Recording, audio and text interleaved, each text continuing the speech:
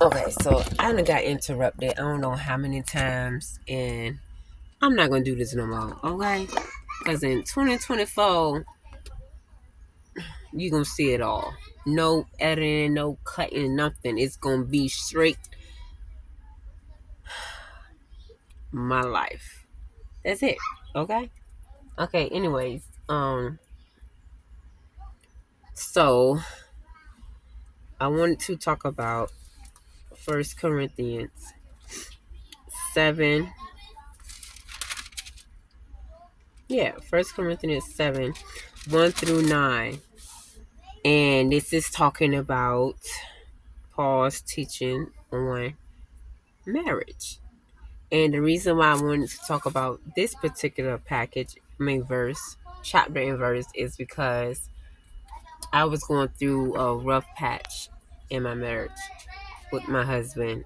And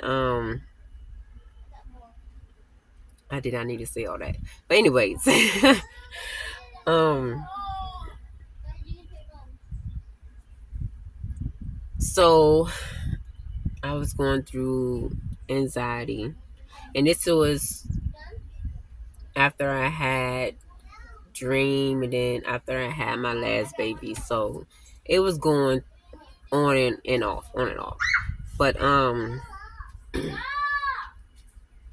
I was just going through it. It was a lot. I was always down, depression, anxiety,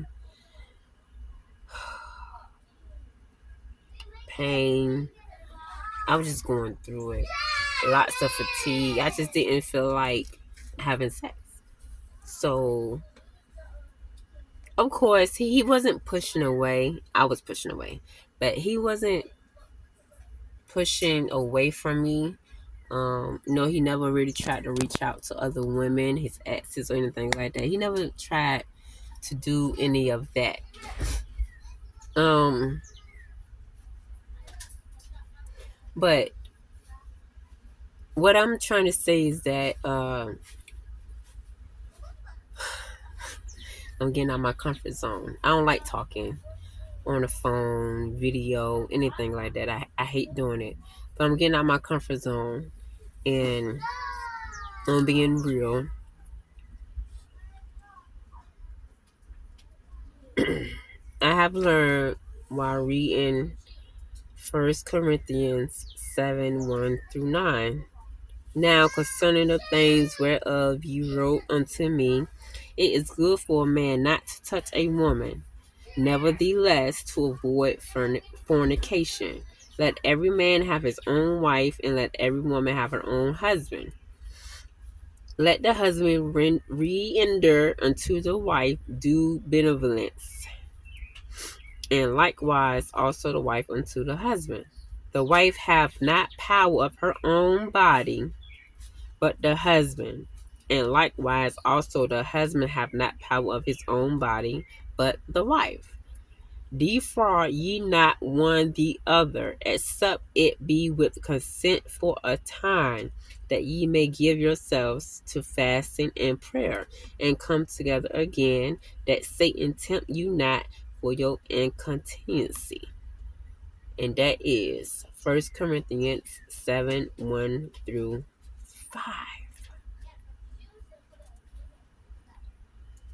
So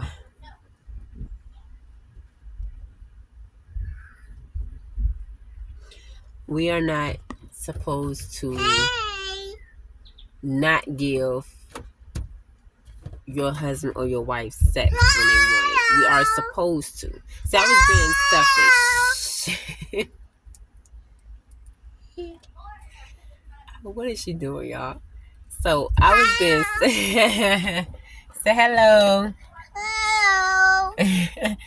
So I was being selfish and just thinking only of myself. You see, somebody had told me this before, and it was a man. He said, so you being selfish. You just thinking about you and your feelings and what you're going through, but you're not thinking about what your husband need. And I'm like, what? I'm going through depression. I'm going through pain. I'm having anxiety attacks out the blue.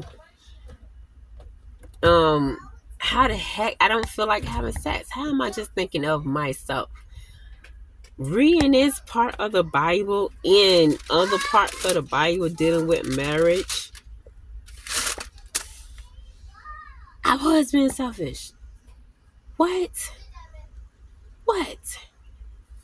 Like, we're not supposed to not do that. Like, we're supposed to give sex when they want it.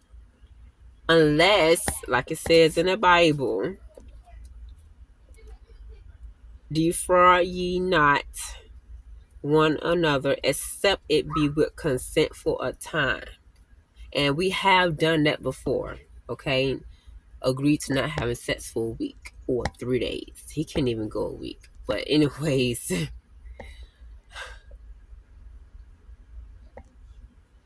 I don't know. It was crazy, okay?